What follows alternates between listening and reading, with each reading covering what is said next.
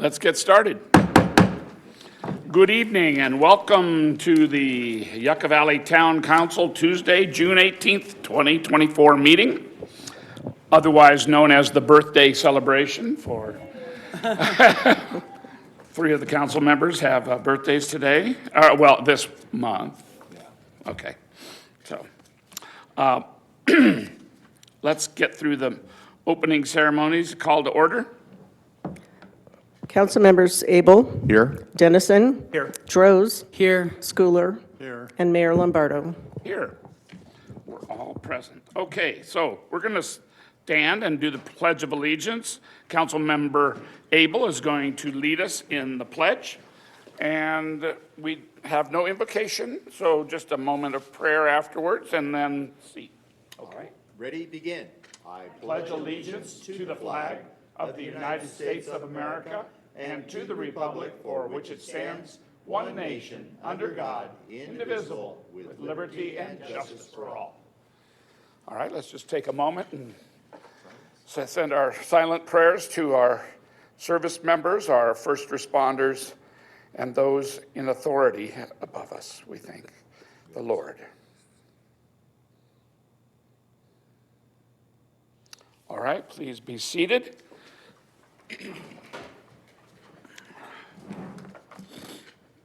And are there any presentations, introductions, recognitions? Okay.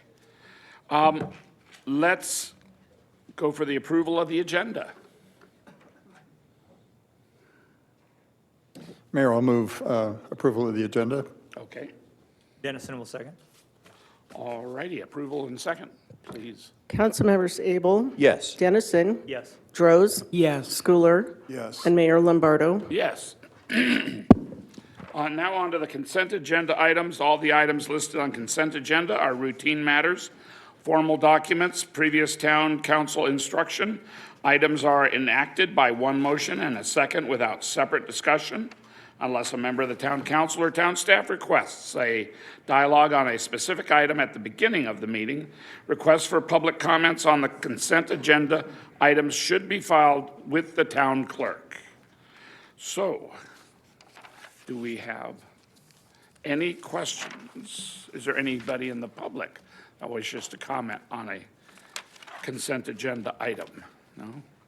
And there were no received written requests? And is there anybody in the council that would like Mayor, to? if there's no public members that would like to speak on consent, I'll move to approve it, items 1 through 8 on the agenda. I will second that. Okay, approved in second. Council members Abel. Yes. Dennison. Yes. Droz. Yes. Schooler. Yes. And Mayor Lombardo. Yes. And that brings us all the way down to department reports. Number 9, proposed budget adoption resolution number 24. Who's going to lead us in the budget discussion?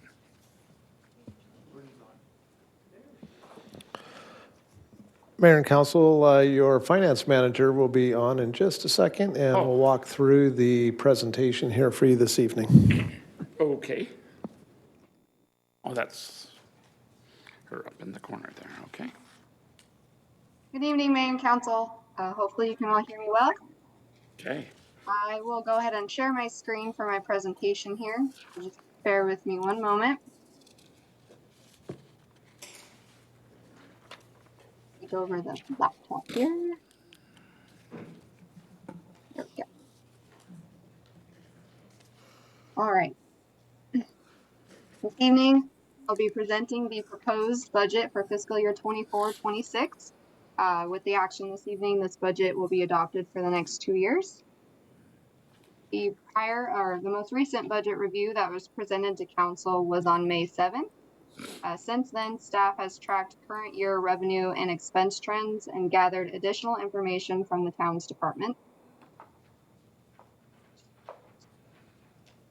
As identified in the budget's transmittal letter that is in the agenda with you this evening, the fiscal year 24-26 budget policy aligns with council's strategic plan, is a balanced budget, and continues to respond to community priorities.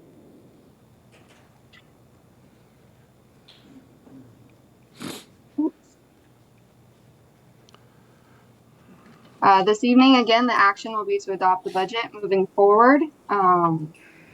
Okay, sorry, I skipped a slide there. My apologies. So these are the community identified priorities. Budgeted expenditures across the town's general fund and special revenue funds address the presented community priorities. These items have been identified via the town's various outreach processes, including the most recent community survey. There we go. Tonight's council action would adopt the budget for the next 2-year cycle and begin the next fiscal year with regular updates to council and the public. So we'll go ahead and start with the general fund for the next 2 years. Here's a summary of the proposed revenue and expenditures for adoption this evening. There were very minor changes that have been made to the proposed general fund budget. Small increases were made to some revenues and expenditures to align them more accurately to current year trends. Overall, the budget is balanced with an excess of $296,000 in the first year and $80,000 in the second year. Here's a summary of the general fund revenue changes that have been made. Again, they're all quite minor. Total anticipated revenues are $19.8 million and $20.2 million. There was an increase to property tax for a total of $78,000 in both years. An increase of transient occupancy tax of $50,000 in the second year, and a small increase to community services based off of current year trends for the recreation programs by $12,000 for both years. Nice. The town's major revenue sources, property tax, sales tax, and transient occupancy tax, are tracked to assist with upcoming predictions and forecasts. This here is a presentation of the sales tax trends since the fourth quarter of 2020. This is a graphic presented from HDL, who is a consultant for the town and assist with our reviews and predictions. Sales tax revenues are affected by many factors and can increase, decrease based on consumer sentiment. Based on a year-to-date review, so revenues that the town has received through this current fiscal year, sales tax has reported minimal growth due to lowered consumer spending in various industries. This level growth remains within the budget predictions over the next 2 years. Transient, this is a presentation of the TOT tax revenues since fiscal year 13. It's another major revenue source that can be closely monitored throughout the year by town staff. Year-to-date revenues have been updated for a total fiscal year 23-24 estimate of $4.3 million. So next fiscal year, we're expecting to receive over $4 million in TOT. STVR rental permit activity has reduced. However, tourism and travel remain a strong source of economic activity in the Morongo Basin. Proposed TOT revenues in the 2-year budget are conservatively low, and town staff plans to monitor and adjust those results as necessary as the next year begins.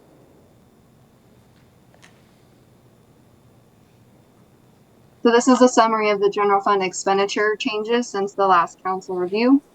Anticipated expenditures still remain at $19 million and $20 million in each budget year.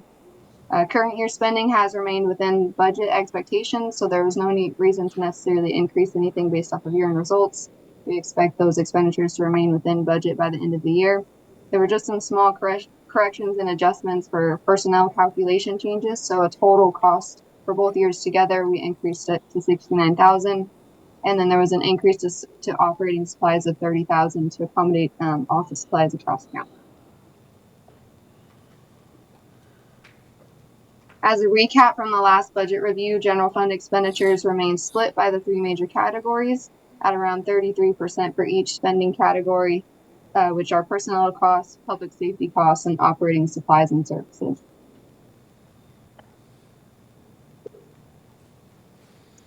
In summary, the updated current fiscal year-end results project a total fund balance available of $21.5 million.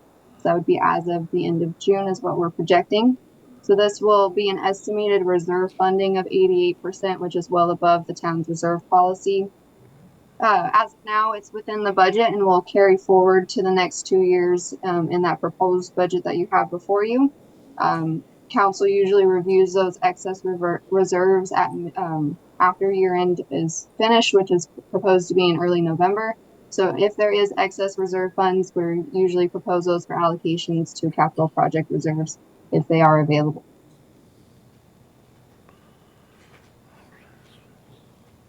The fiscal year 24-26 operating reserve levels in the budget are 80% and 77% of the total unassigned reserve balance, which are projected at 15 million each year.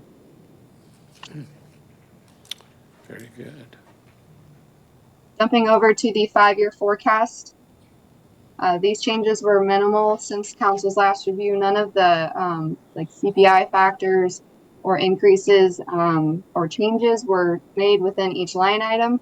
It was mainly just updating the fund balances as projected since we updated those year-end results. So you'll see that each fiscal year reports excess reserve funds available, starting at 73%. The first 2 years present a potential for excess expenditures as the town's YV ARC facility opens and there's onboarding for additional staff, equipment, etc. But you do see that those expenses are accommodated as revenue gradually increases, and the town would be able to plan around that, making sure it's projected here so we know what to expect those additional costs if necessary. That summarizes the general fund. I will move over to the town's special revenue funds, which there were some changes. The major items that were changed were some projects to align with the Public Works 5-year CIP plan that will be going to council in the next few weeks.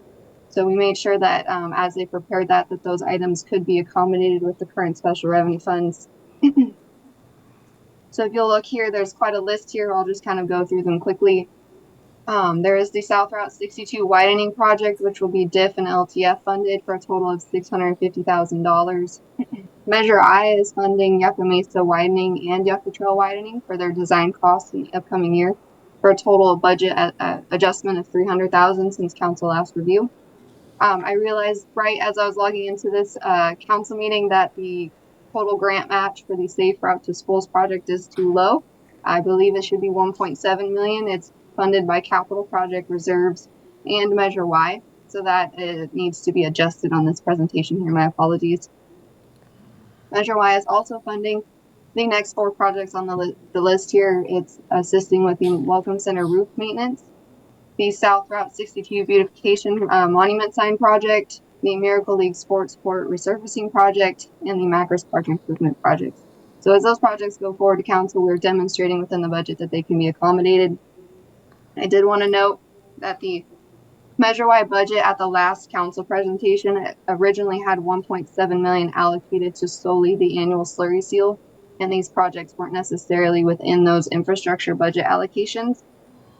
We were able to take a look and see that the slurry seal cost estimate could be accommodated in strictly the discretionary funds for street maintenance, and Measure Y could then fund all of these different projects. So without Measure Y, these wouldn't be funded, so we're very grateful for that. That summarizes the budget adoption presentation. The recommendation for council is to adopt the resolution approving the fiscal year 24-26 proposed budget, designating those officials to make requisitions for encumbrances against appropriations. And then there's a second resolution that will allow council to adopt the resolution authorizing positions for fiscal year 24-26 and authorizing pay ranges for those 2 years with payrolls paid on August 2nd, 24 and August 1st, 2025. I'd be happy to answer any questions after public comment. All righty. Great. Thank you for the presentation. Is there anybody in the public that wishes to comment on the budget proposal? Anybody online? Okay, then I guess we take it back to the council. Questions? Nicely done, Jordan. Thank you. As always, very clear and concise. Anybody? Go ahead. Just a couple of things. Jordan, this flattening that we see or downward revenue trend, is that something that's specific to our area, or is that representative of a regional or even statewide trend? No, it's definitely regional and statewide. Almost all industries are showing decreases across the state, with the exception of restaurants, the auto industry, and I believe there was one more I made a note of for you. But those are the two major industries that are still showing increases. The rest across the state are showing decreases of about average of 10% Okay, thank for you. the last quarter.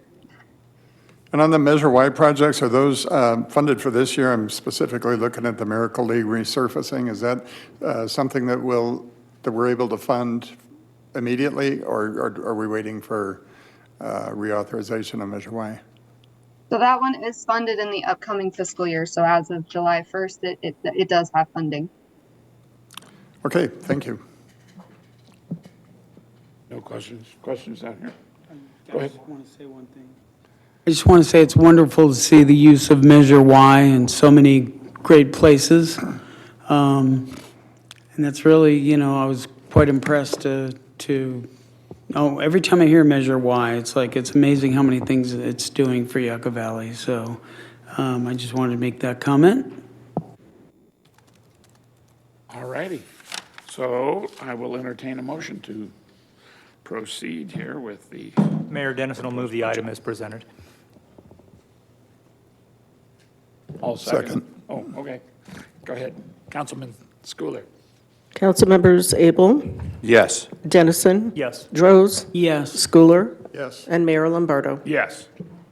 Mayor and council, if I might just be able to say one additional comment on this item.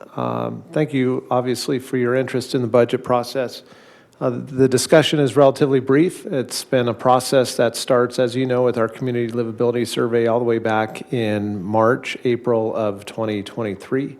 So that process moved forward to council strategic planning, as Jordan indicated, and then tremendous amount of work from all of the management team, all of the departments, and then Jordan and her team. So just special thanks as we go through this process. It is relatively smooth. It's not always the easiest process to go through, but we appreciate the work of the finance team and of the council and the residents' interest in this item. We agree. Yeah. The process has been really nice having 2-year budget cycles. I really appreciate that. So that's been approved, and we are now on to item 10, Town of Yucca Valley Workplace Prevention Program. It's a mouthful. That's you, Deb. Good evening, Honorable Mayor and Council. The item before you this evening is the review and approval of the Town of Yucca Valley proposed Town of Yucca Valley Workplace Violence Prevention Program. The purpose of the Workplace Violence Prevention Program is to have a clearly understood, accessible, and actionable program to respond to any workplace violence incidents. Workplace violence is a serious concern that can have significant consequences for both individuals and organizations. Workplace violence can result in physical injuries, psychological trauma, decreased productivity, and increased absenteeism.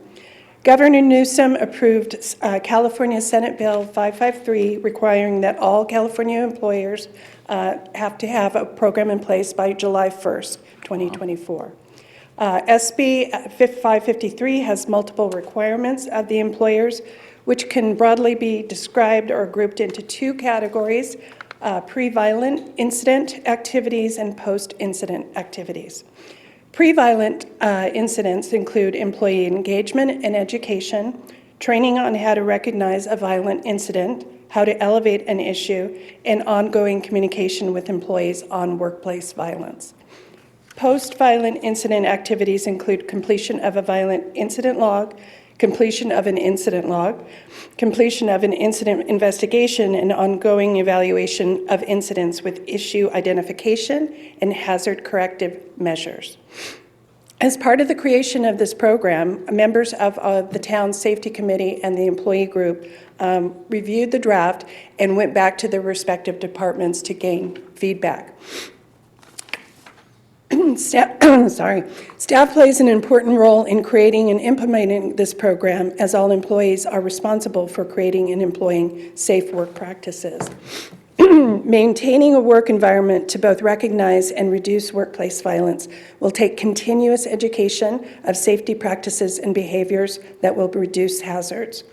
Some of the steps that the town will be taking to create effective communication regarding the program are review of the program during new hire orientation, annual training, ensuring that effective and open communication occurs between employees, supervisors, and managers, creating a system for employees to anonymously inform management about any unsafe work practices or security issues, posting and distributing workplace violence prevention information. As part of the town's ongoing commitment to workplace safety, the Workplace Violence Prevention Program will be reviewed regularly and evaluated for its effectiveness. This will allow the town to identify areas of improvement and make the necessary adjustments to our strategies and protocols. That concludes the staff report, so staff would be happy to answer any questions following public comment. All righty. Is there any public comment on the violence Workplace Violence Workplace Prevention Violence Program. Prevention Program? Okay, yes. Anybody in the public? No. Anybody online? No. And any council members have anything to mention? Sounds like something necessary to do. Yeah, I just wanted to say thank you, Deborah, for your work on the project and the documentation put together. I had a long talk with the town manager earlier about it. I went through it and read it, answered many of my questions, and it is something that's totally appropriate for us to make sure all of our employees in the environment that we have them working in is as safe as possible, and this really outlines a lot of good tools to use. Thank you. Thank you. Very much an important policy to have in place, and I know that they continue to update continually on making a safer work environment, because issues come up that we might not have faced before or were ignored before. And having confidential ability for people to report some concerns is wonderful, so people may be more likely to ask or seek a resolution to something like that. Thank you, Councilmember Abel. As a matter of fact, that was something that I included in there for the employee group to review, and that was one of the things that they emphasized that they really wanted to have in place. So, Very good. I think of the town as an extended family, and I want them to be safe from violence. Absolutely. So, just like and we're thankful for a program like this that'll get us all educated to prevent it as well. So, If there are no other discussions on it, I'll make a motion to approve and adopt. Mayor, I'll second. all right, approved and seconded. Council members Abel, Yes. Dennison. Yes. Droz, Yes. Schooler, Yes. and Mayor Lombardo. Yes. We are on to item number 11, the San Bernardino point-in-time count final report. Okay. Thank you, Mayor, Council. We're going to bring up the presentation this evening. This is a follow-up to what we presented to you back in March. After we concluded the point in time, we gave you a preliminary review. The numbers have been finalized and adopted by the ICH board, by the county board as well, earlier this month. So wanted to go through again, just remind you what the point in time is. It is a one-day event, snapshot capture of individuals, volunteers, trained volunteers going throughout the entire basin, identifying those that are homeless, that meet the definition of homeless as described by HUD, both in sheltered and in unsheltered areas. So that occurred on January 25th, I believe, of this year. And that activity occurred from 8 to noon, and we were able to provide those numbers then. By the way, when they're counted, they're actually used in real-time data. Councilmember Dennison will remember this. As we went out and did some of the counts, you use an app that's a phone-based app. Then you do an interview of the individuals that you come into contact with and provide that information so that there's less likelihood for duplication of counts, that the counts are unique and individual, and that's ultimately what happens. Folks may wonder, are there really homeless in our area? And absolutely, the question is yes. This site here was in Joshua Tree, but there are sites like that throughout the basin.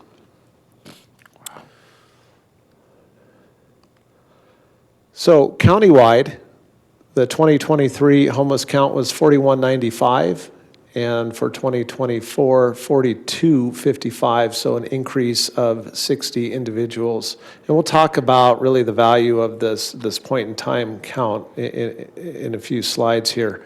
But an increase of 1.4%. So not significantly higher, not significantly lower, obviously, but you can see the difference in both sheltered and unsheltered. Unsheltered is people basically living in the environment. Sheltered are individuals that are in either protective housing, shelters, other types of where they have a roof over their head, but it's not necessarily their home. That same chart now for the town of Yucca Valley, our numbers are a little bit different. In 2023, we counted 110. In 2024, the count was 93, so a decrease of 17 individuals, 15.4% decline. Primarily, that was in our sheltered areas, 13 individuals less, and then 4 less in the unsheltered open areas. It's difficult to identify specifically what occurs in the sheltered environment. Sometimes that may be dependent on the number of clients that they're serving at any given time. So for example, you may have, as the council knows, we have homes that are operated under contract for a domestic shelter here in town.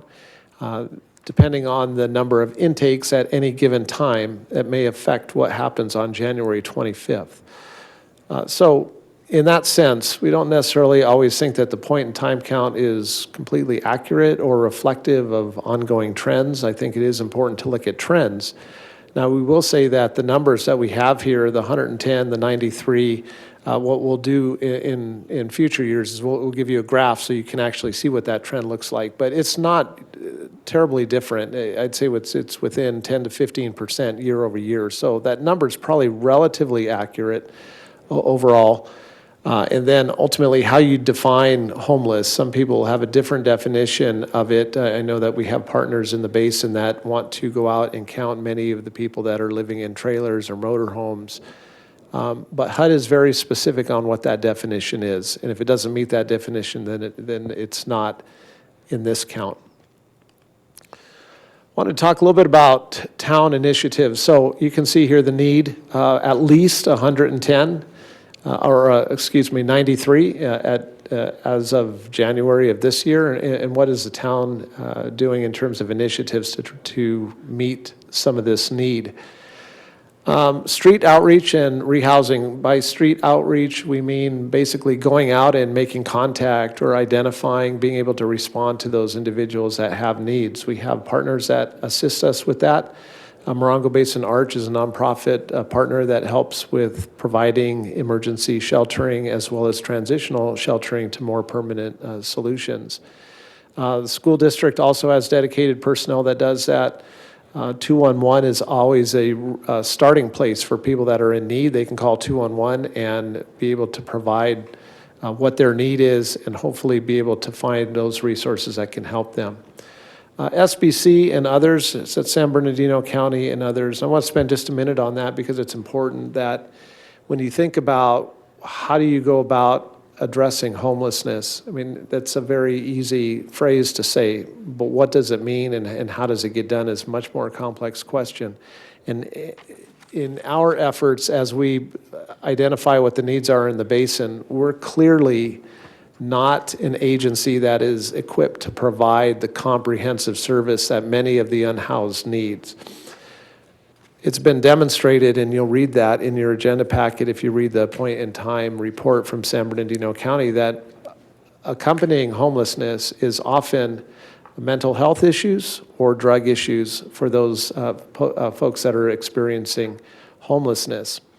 That means that they need the wraparound services. Not only do they need a shelter over their head, but they're going to need additional services, whether it's behavioral health, whether it's drug interdiction programs, things like that, that can assist in providing a long-term path away from homelessness. And so that is something that the town, obviously, we're relatively limited in our resources, our expertise. We're going to depend on our relationship with San Bernardino County to be able to develop programs. We've had ongoing conversation with the Office of Homeless Services to be able to start looking at regional provision of those services here in the basin as the most effective delivery method to address both the sheltering need as well as the surrounding activities. Some of the funding that's available, this is just a chart of the funding that Morongo Basin Arch has received over the last 3 rounds, about $265,000, $131,000, $162,000. So there are some resources that are coming from one of the funding pots. This funding pot is HAP funding, or Homeless Housing Assistance and Prevention. There are other funding pots as well. Clearly the needs are more than what's available, but we'll continue to strive to have those funds available in our areas. Services that are provided, case management, eviction prevention, emergency shelter. You can see the different types of services that are provided with those funds. I'd also like to give a shout out to our public safety partners, the Sheriff's Department, their HOPE team, their Inroads team. These are teams that are dedicated to reaching out to individuals, wrapping them into the services that are provided by the county. And then quite frankly, if people are not interested in getting those services, that's their right. And what we want to do is just make sure that they're not impacting negatively the quality of life of our residents that are either using our parks or using other public facilities to where they feel threatened and not able to use them. So obviously our first priority is to try and wrap them into services that they need. But at the same time, there's an obligation that we keep our residents safe and our quality of life upheld. Other town initiatives, we've already identified requests in collaboration with the county. We do have the ability through our Measure Y program, pending reauthorization, to look at possibly a program where we do emergency sheltering with local partners. This would be maybe for a family, as an example, that lost a tenancy in a rental unit, and so they need an emergency place to bed down and have a shelter over their head. That's something that we might be able to provide with some Measure Y funding. That's different than somebody that needs all of the wraparound services. And then we do continue to work with other partners for food insecurity, shelter, mental health resources. I think that's it. Wanted to give you that update, and then I'll just leave you with this number here again for our point in time count. Be happy to answer any other questions the council may have. Great. Anybody in the public want to comment? Anybody online? Back to the council. Anything? I'd just like to thank everyone that helped participate, obviously put the program together internally as our liaison for the program. Deborah, thank you for all your work. And as Curtis stated, our Sheriff's Department are out there working all the time to try and get these people that have been somehow disconnected from housing, from services. And those are the things that Curtis had just spoke of. But they do a wonderful job. I've actually kind of snuck around and followed some of those teams and see how they interact with those people out there that are in need, but sometimes it's a little bit of work. And you've talked about this before, where sometimes it could be a dozen contacts before there's any kind of movement. So it's a very important situation that we are very interested in addressing and making sure that we do it correctly. And I think that correct way is a partnership, as the town manager spoke of. So, and there's a lot of pieces to that in these partnerships. But it's nice to get out and look and listen to the stories and figure out what we can do year after year. And I think Curtis said it well, when it looks like we can start to see trends, the more we document the needs within our basin, in our town also. So thank you. Yeah, I want to thank the Sheriff's Department for a great job. I know that they've changed their policy on how to handle homelessness and mental health issues. Unfortunately, people aren't getting the services they absolutely deserve. However, it's a little bit disheartening or a little bit discouraging when we've had a person like using a bus bench out by the water district for about a week now, and we can't seem to get services for this gentleman that needs some help. So sometimes people move along rather quickly, but basically, who's going to use that public transportation when the guy's camping out there for a week? So hopefully we'll get some kind of resolution. I know we have to protect people's civil rights, but at a point where they can't take care of themselves, I think they need to get in in services sooner than later, but I'll leave it to the experts to deal with that. Okay. Anything, Schooler? Yeah, I just want to comment, I like the balance between, trying to find the help for the homeless and protecting the rights of our citizens to enjoy the things that they paid for with their taxes, the parks, the transportation system, and that sort of thing, without feeling threatened or in danger. And I like the idea that we're bringing balance to that. We're trying to address it in a multi-pronged way, and I think the Sheriff Department is really leading the way on that with helping us, and the town is making every effort to be innovative with how we do sheltering and that sort of thing. And Unity Home, I guess, is one of the emergency shelters, and they do good work too. And so thank you, everybody, for this. We're making a little bit of progress, but we need more data points to see a trend. So thank you. Receive and file. Just received and filed. Okay. Well, that was a very quick meeting. Now we're up to the future agenda items. Is there anybody with future agenda items? I wanted to ask staff, do we have in the schedule coming up, San Bernardino County, CAL FIRE, anything like that coming up for another presentation? The reason I ask is I'm concerned about, of course, the fire danger now is so high, but also maybe what are some of the preventative measures that they can take or can take within our town limits or outside of that? I mean, they used to do control burns during the wintertime or fire breaks. So I would like to sort of find out what the latest technology is, and then also, are they going out and looking at fire danger? Because we've had homes burned to the ground with vegetation fires that start from the house burning and so forth. So just didn't know if they were scheduled here soon or not. Thank you, Councilmember. Two responses. Number one, Chief Villarino will be here at your next council meeting, providing an update on San Bernardino County Fire, both personnel changes as well as a general update on those activities. So it'll be a great opportunity to hear from them.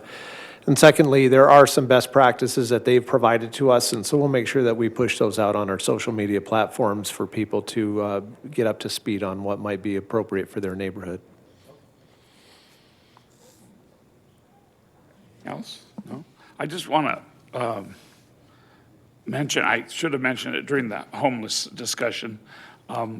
At the meeting with the mayor this morning, it was brought to my attention that there was a program through San Bernardino County about a mobile shower and laundry service. Apparently they put in a containerized truck or something, and it can move to different locations in the county, and that sounded like an interesting idea. One of the participants in the meeting suggested that there was a need for showers and laundry service for the homeless. And looking into it further, I've heard that it was in our community at one time and not utilized very much. So how long ago was that? I don't recall off the top of my head, but it's through Community Action Partnership, and I believe they went to Copper Mountain College and were located there. But I don't recall the amount of usage that they had from that. I thought it was an interesting concept, might have some use. The idea of laundry service and showers makes sense if you're homeless. Those are two things you don't get to do very often and are greatly needed, so that you can use the public transportation and you can attend, things that might help you recover your situation. But okay, I diverged there a little bit, but no further future agenda items. Is there anybody in the public wishing to speak? This is the time that we take to consider your comments on items of concern that are not on the printed agenda. When you are called to speak, please state your name and community of residence. Let's see here. Please limit your comments to 3 minutes or less. Inappropriate behavior which disrupts, disturbs, or otherwise impedes the orderly conduct of the meeting will result in the forfeiture of your public comment privilege. The town council is prohibited by state law from taking action or discussion items not on the printed agenda. But if there's anybody in the public that has attended today and wishes to comment on any subject that's not on the printed agenda, please make it known. Come to the front. Thank you, Mayor. We do have a few requests to speak. Great. First, we have Andy Brown, Andy Brown. and you'll have 3 minutes. State your name and city of residence. Andy Brown from Yucca Valley. Okay, Happy birthday, thank you. and thank you for this opportunity to speak. I'd like to speak just for a couple of moments on the thrift store that we have located in the senior center. The thrift store at the senior center has been in operation for over 30 years. It was, before I took as manager, was done by a gal by the name of Regina. She ran the thrift store for many, many years, up until COVID, at 102 years old. Wow. Yeah, she was fantastic. The thrift store is a great benefit to the seniors. It's been there for a long time, like I said, 30 years. We get 15 to 20 people a day when we're open, coming in there just to browse for $1, $3, $5 items. And a lot of these seniors can't get out to the big places anymore, like the Walmarts or the big thrift stores. So this gives them a chance to spend a little bit of money.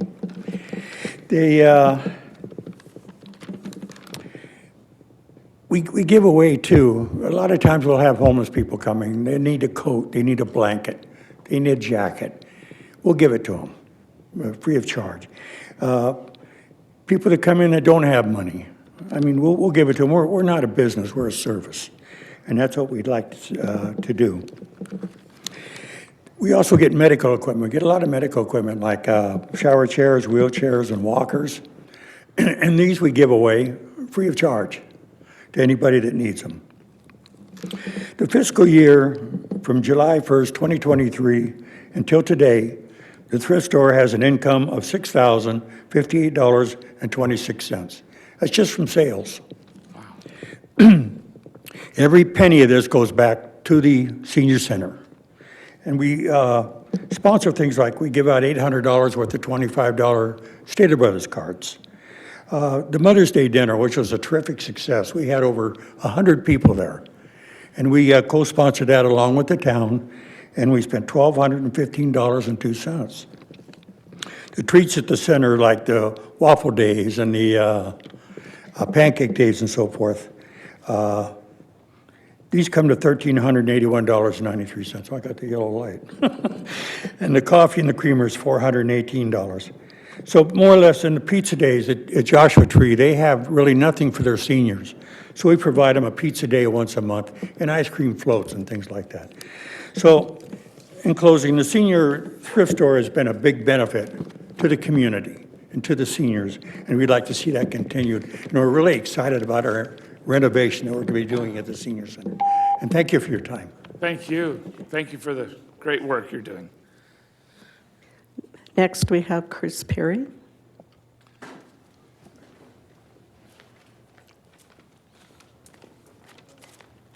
I'm Chris Perry. I live in Yucca Valley. I've lived here for quite a while. And I wanted to give you some information about where I live on Yucca Valley. Is an area between Joshua Lane and where the grade school is. There's what I think is a dangerous situation regarding traffic. The traffic, I've lived in the house I'm in right now for about 12 years. The traffic is going faster and faster all the time. It's not the same as when I moved in. At night, some of the drivers are using it as a raceway. Also, cars do not slow down for pedestrians along this area. It's a strange thing to see, but they will honk for the pedestrian to get out of the way, and the car will swerve I've actually seen this happen, and it's amazing, and I just think it's very dangerous. Recently, and this was not at night, it was in the morning, I saw two cars passing a car that was going maybe 35, 40 miles an hour, and so they got in the left lane and passed it. This is a two-lane, street. Very dangerous. Also, here's something that compounds the dangerous situation. After work on the sewer project, the pavement at Onaga and Joshua View, that intersection, the pavement was actually higher up than it was before. And this causes, besides causing rainwater to turn and go down Onaga, whereas before it used to go downhill. But this causes a sight problem for people that are crossing the street, and also for people who are driving on the other side of that intersection, that hump. The cars cannot see a pedestrian, and a pedestrian cannot see the car because it's being hidden by that hump, which is now higher up. So it's and the cars going faster, of course, that makes it worse still. I've seen many accidents at this intersection. The one we had recently involved a car hitting a bus, and of course the bus went into someone's yard, the car went into someone else's yard and hit their fence and broke it down. Very, very bad situation, I think. I suggest that a stop sign be placed at Joshua View. That intersection has always had a lot of accidents. Also, it's a 45-mile speed limit where we are. On the highway there, it's 40 miles an hour. So that's a little too fast. And I would ask you, where can pedestrians cross? There are no stop signs between Joshua Lane and the grade school. None at all, and it's very dangerous for anybody to cross. I go very slow when I'm driving around town because I don't want to hit people and I don't want to hit animals. Okay, I got it. Thank you very much for your comments. Next, we have Marosa.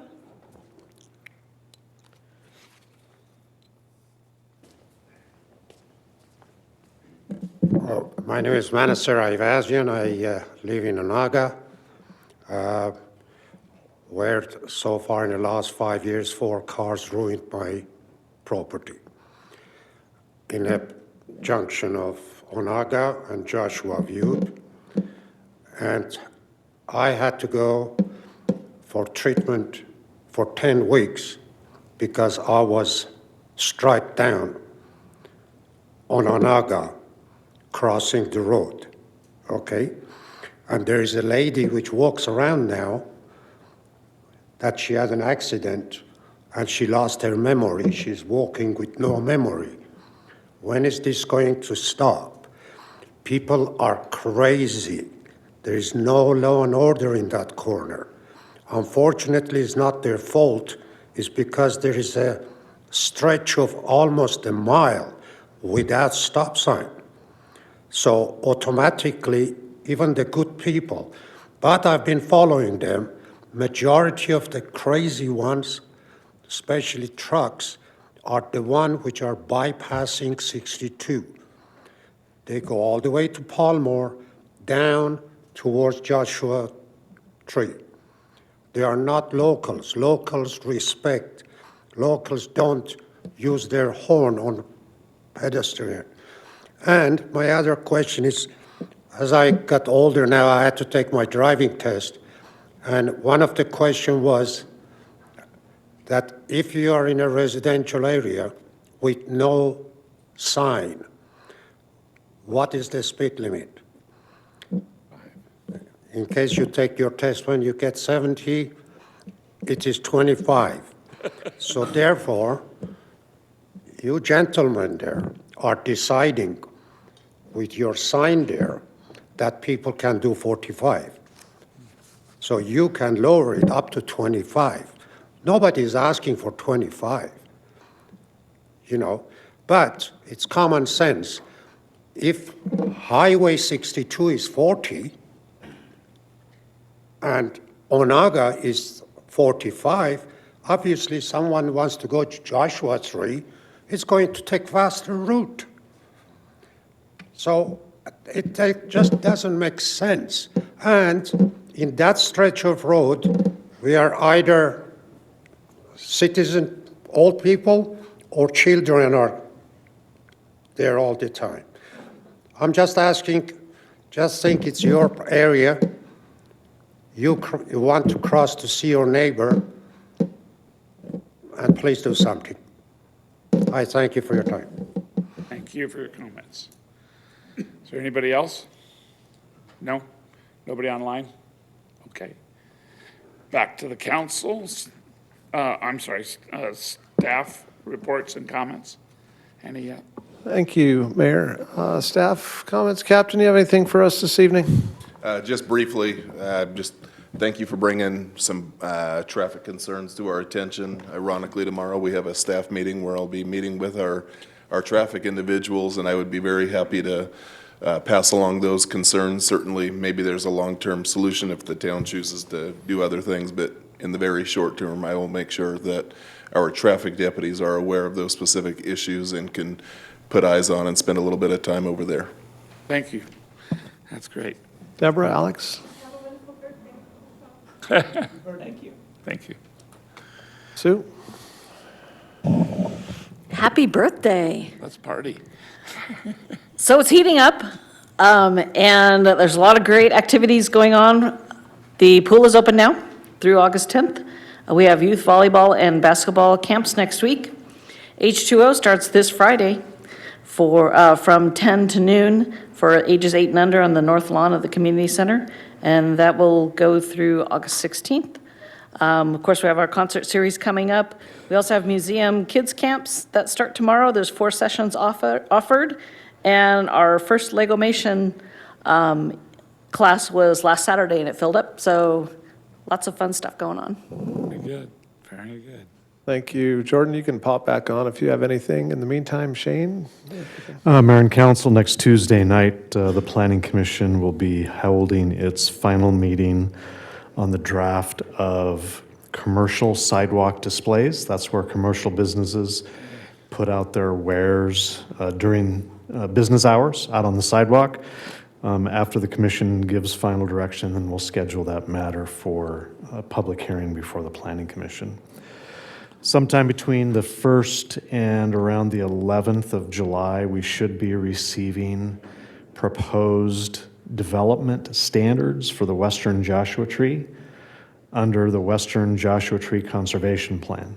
So we're hoping to have a little bit more solid information upon which we'll have an understanding of the impacts and what is being proposed by Fish and Wildlife staff within that conservation plan. Staff is aware of the accidents that have recently taken place at Onaga and Joshua View. We currently have our radar speed trailer out on Onaga so people can see the speed at which they're driving down that roadway. We'll be evaluating historical accident data at that location to see if there is a trend. The Institute of Traffic Engineers has standards for accidents that are correctable with stop signs, accidents that occurred within a certain number of years. We'll evaluate that intersection against those standards. Stop signs are never used for speed control. If that's one fundamental that we can communicate with both the council and the community, stop signs are never used for speed control. Residential speed zones. If you can meet the prima facie residential standard, that is 25 miles per hour. Unfortunately, there are almost no neighborhoods in Yucca Valley that meet that prima facie standard.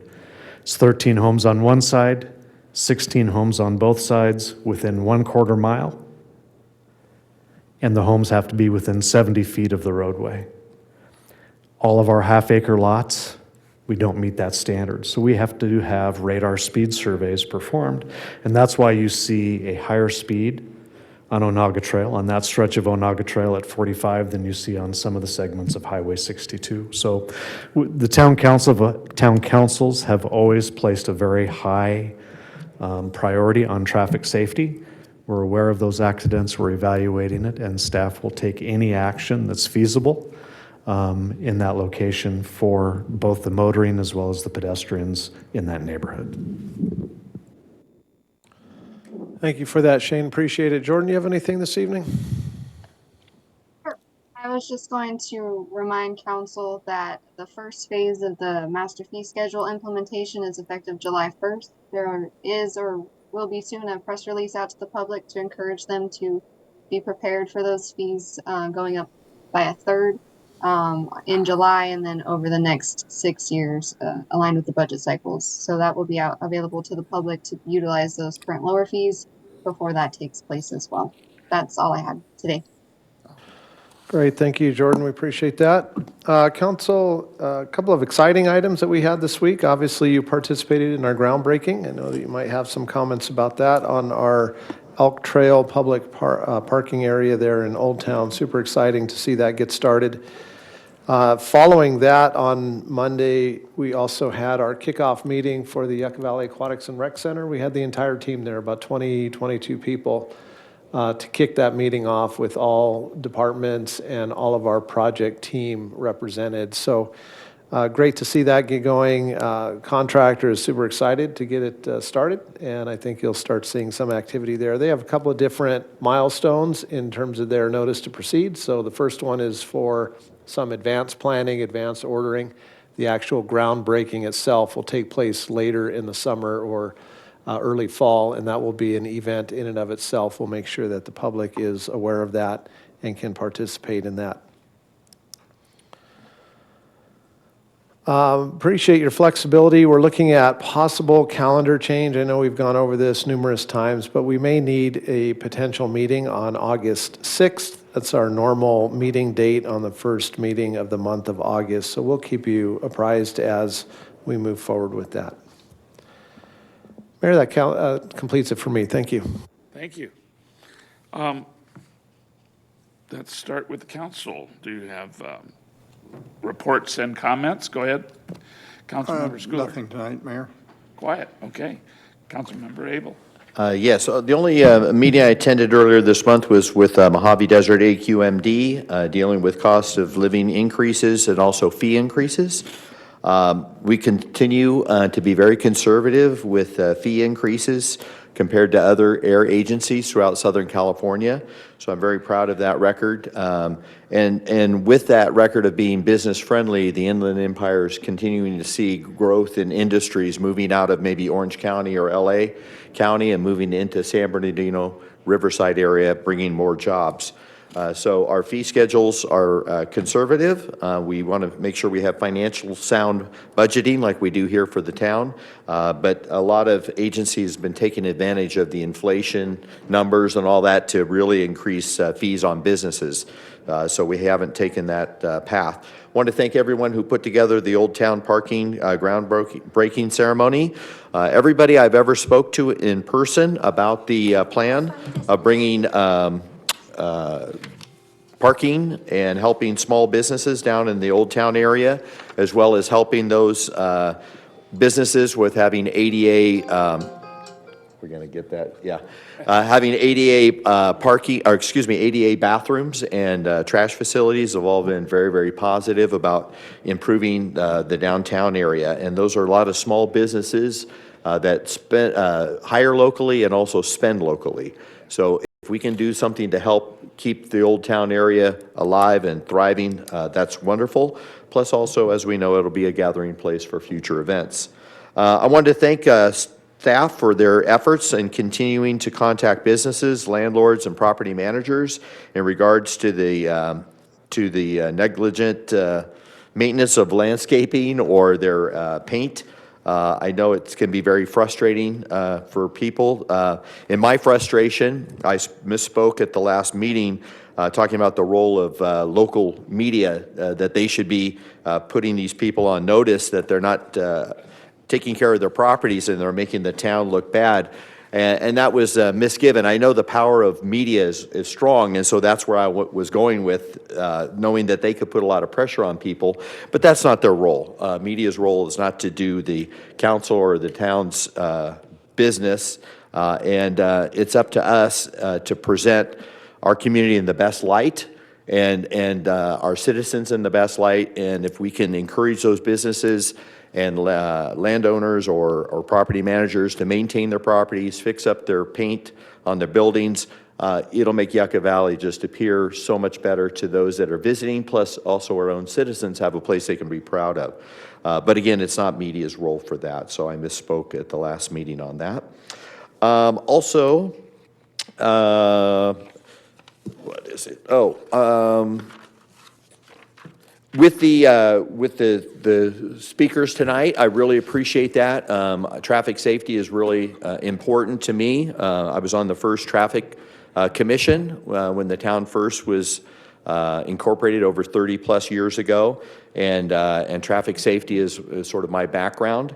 And I was a little surprised, as you are, to see that it's placarded for 45, because I saw the radar trailer out there, and my wife and I were going by, and we're well under 45, and I'm thinking, wow, we're down in the 30s. So the one thing we'll want to look at, and it seems like it's been a long time since we had one of those traffic surveys come to us, where we have the radar traffic survey counts, and then we have to approve the speed limits.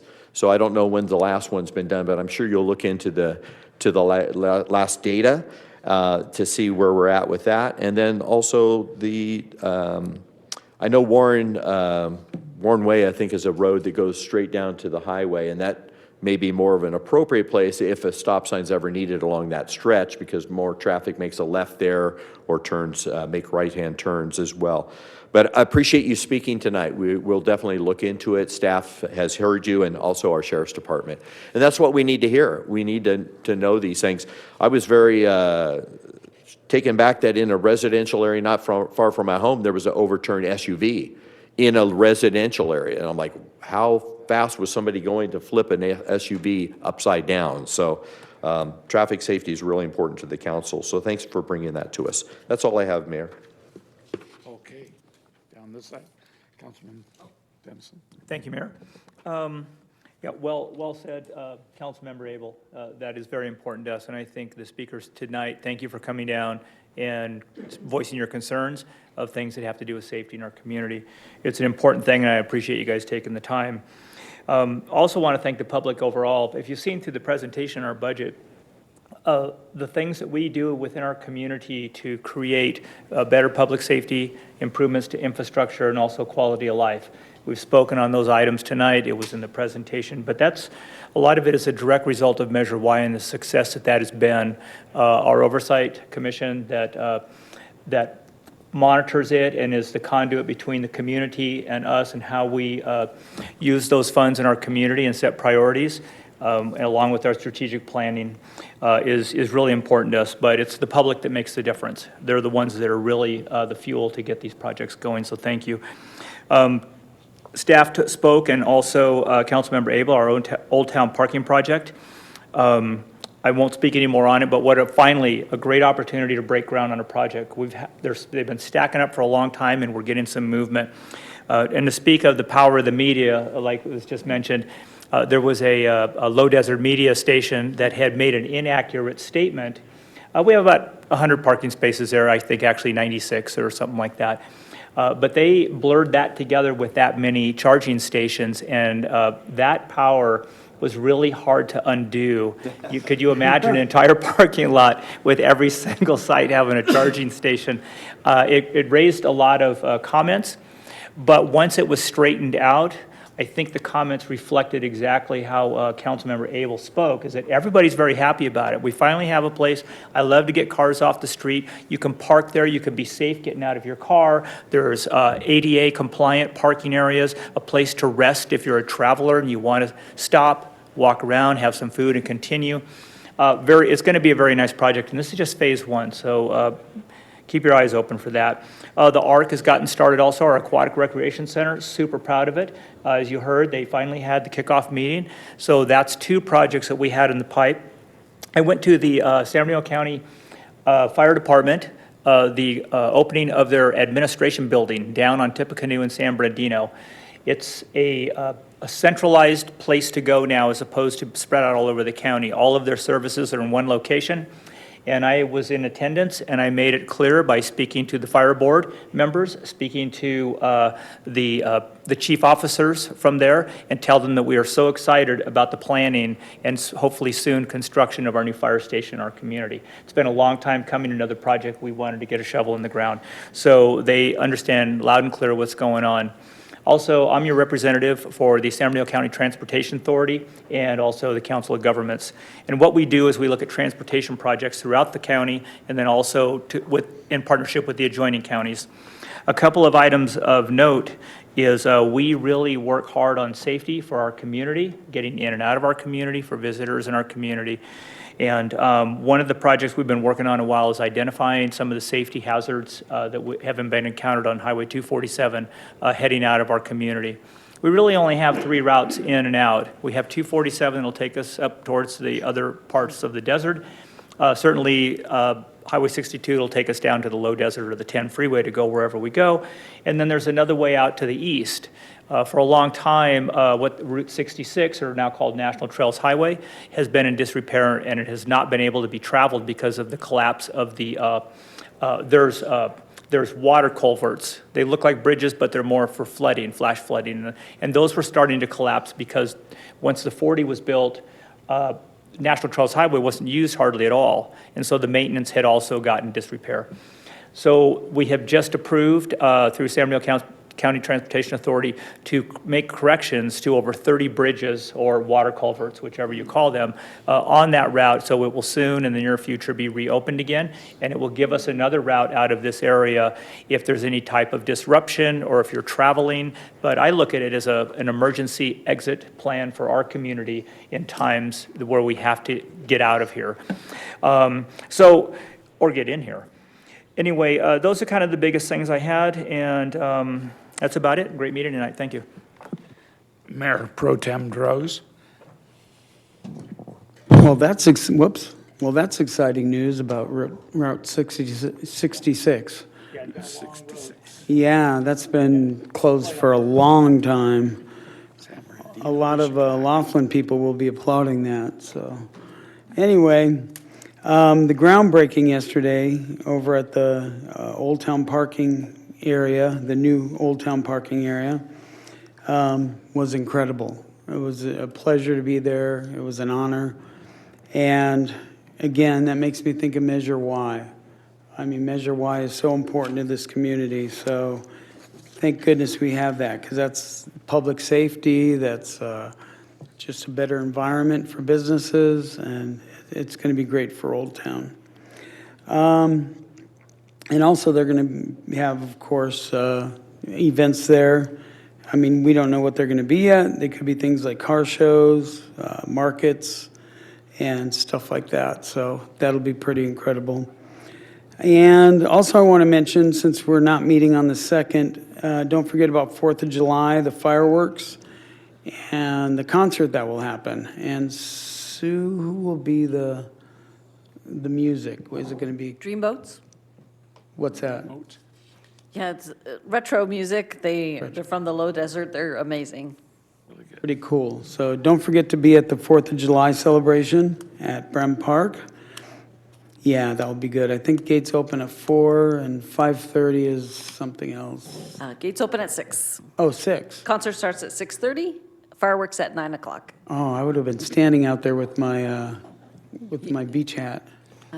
You're welcome to come in. And Lock you out.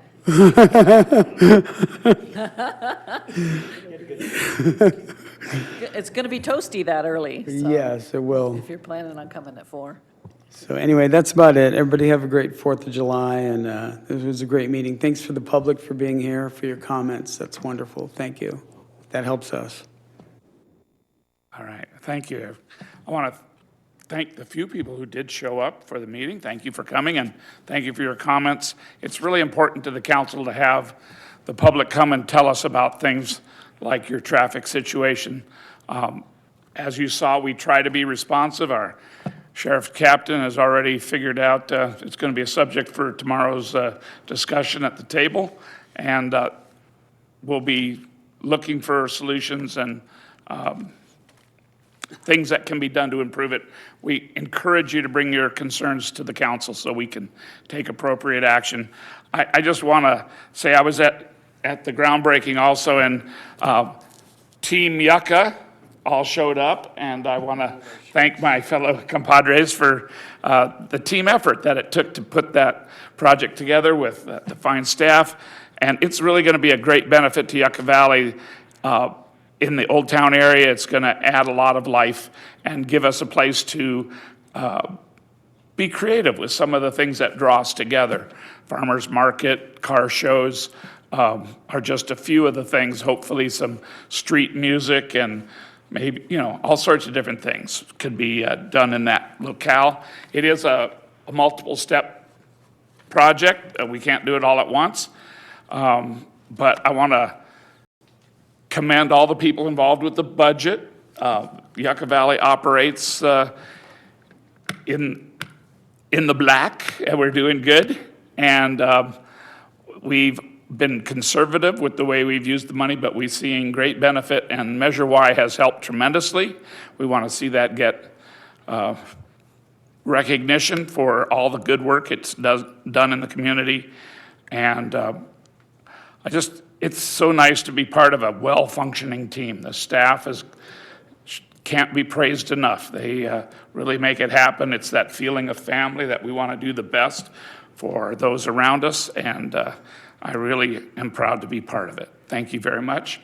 This concludes the meeting, and the next meeting will be, the upcoming meeting will be scheduled, let's see, the July 2nd meeting has been canceled, and so the next meeting will be July 16th, 2024, here at 6 o'clock in the Yucca Valley Community Center Yucca Room. And please all attend the 4th of July celebration. We're closed.